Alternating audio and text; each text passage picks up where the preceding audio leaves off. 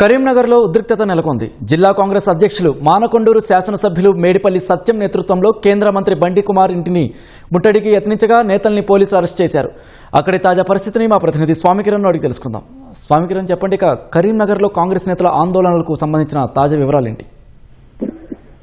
Karimnagar MP Bandi Sanjay Kumar office మీద ఈ రోజు కాంగ్రెస్ కార్యకర్తలు మెరుపు ధర్నా చేపట్టడం జరిగింది. ఇది కొంత ఉద్రిక్తతకు దారితీసింది. అయితే ఈ రోజు అంబేద్కర్ చౌరస్తా వద్ద కాంగ్రెస్ శ్రేణులు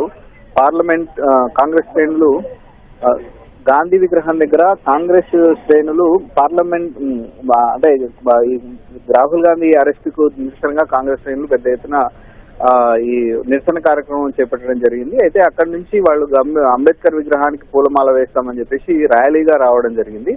అయితే అంబేద్కర్ విగ్రహం దగ్గరికి వచ్చిన తర్వాత దానికి పూలమాల వేసి నిరసన వ్యక్తం చేయడానికి వెళ్ళినటువంటి వాళ్ళు నేరుగా అక్కడి నుంచి కోటి చౌరస్తా దగ్గర నుంచి అక్కడ ఉన్నటువంటి బండి సంజయ్ కుమార్ కార్యాలయం దగ్గరికి నేరుగా రావడం జరిగింది. ఈ నేరుగా వచ్చినటువంటి వాళ్ళంతా కూడా ఎంపీ ఇంటి ముందట కూర్చొని మెరుపు ధర్నా అనేది నిర్వహించడం జరిగింది.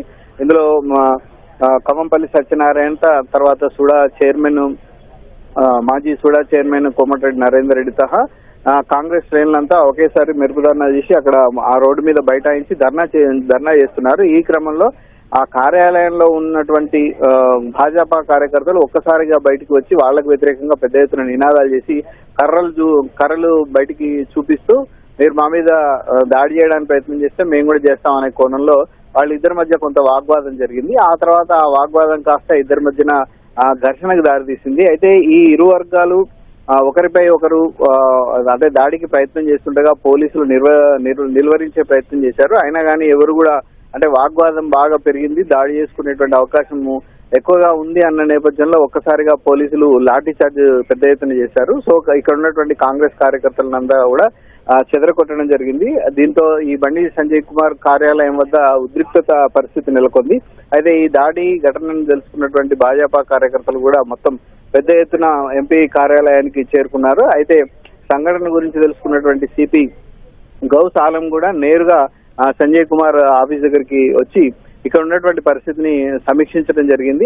కాంగ్రెస్ కార్యకర్తలు ఇది ప్రణాళిక ప్రకారం చేసిందేం కాదు, వీళ్ళు అక్కడ ధర్నా చేయాలనుకున్నారు, అక్కడ నిరసన తెలపాలనుకున్నారు, అంబేద్కర్ విగ్రహం దగ్గరకు వచ్చి పూలం వేద్దాం అనుకున్నారు. కానీ ఒక్కసారిగా కాంగ్రెస్ కార్యకర్తలంతా బండి సంజయ్ కుమార్ సంబంధించినటువంటి ఆఫీస్ వైపు మళ్ళీ అక్కడ మెరుపు ధర్నాకు దిగడంతో ఇక్కడ ఉద్రిక్త పరిస్థితి నెలకొంది. ఎందుకంటే సంజయ్ ఆఫీస్ కాబట్టి సంజయ్కి సంబంధించినటువంటి కార్యకర్తలంతా కూడా ఆఫీస్ లోనే ఉన్నారు. అటు వాళ్ళు ఇటు కాంగ్రెస్ కార్యకర్తలు ఒకేసారి పెద్ద ఎత్తున నినాదాలు చేయడంతో కొంత ఉద్రిక్తత నెలకొంది. పోలీసులు దాన్ని నిలువరించే ప్రయత్నం చేశారు. అయినా కానీ ఒకరి మీద ఒకరు ఘర్షణ వాతావరణం నెలకొనడంతో తప్పనిసరి పరిస్థితుల్లో పోలీసులు లాఠీ చార్జ్ చేసి కాంగ్రెస్ కార్యకర్తలను చెదరగొట్టారు.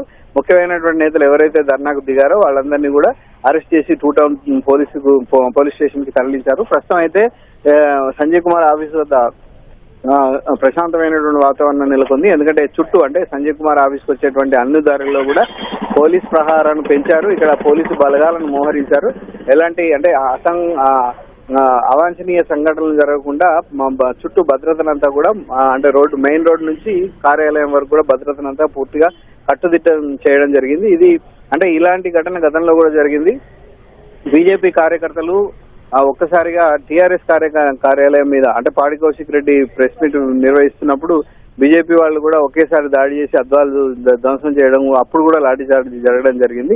ఈ మెరుపు ధర్నాలు ఊహించని దాడుల కారణంగా కొంత ఉద్రిక్త పరిస్థితులు, రాజకీయంగా ఉద్రిక్త పరిస్థితులు కూడా ఇక్కడ నెలకొనేటువంటి పరిస్థితి. ప్రస్తుతం అయితే అంత ప్రశాంతమైనటువంటి వాతావరణం ఇప్పుడు నెలకొని ఉంది. ధన్యవాదాలు స్వామి కిరణ్.